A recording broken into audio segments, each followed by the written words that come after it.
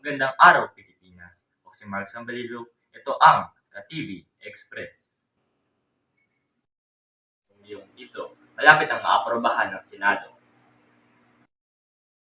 Iminungkahi ng Senate Panel sponsors ang pag-aproba ng mabasang budget ng 5,263 bilyong piso sa nalalapit na taong 2023.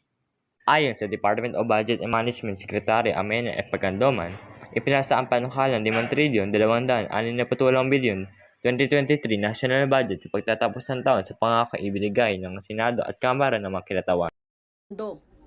On a daily basis, the government will be spending 14.4 billion pesos, of which only 10 billion is supportable by revenues. The 4.4 billion is the deficit that must be financed by debt. Ganong kahalaga ang pagpapalakas ng ekonomiya at ang budget ay isang instrumento sa pagkamit nito upang ang sigla nito ay magdulot ng trabaho at buhay. Matapos aprobahan ng Kamara at Senado ang kanilang mga bersyon ng GAB, bawat isa ay bubuo ng panel ng mga mambabatas na bubuo ng Bicameral Conference Committee o BICAM. Samantala, binigyan din ni Senador Angara na ang 2023 National Expenditure Program or NEP ay malapit na sumusunod sa Medium Term Fiscal Framework or MTFF ng Administrasyong Marcos na naglalayong ihatid ang pagbabago sa ekonomiya tungo sa inclusivity at sustainability.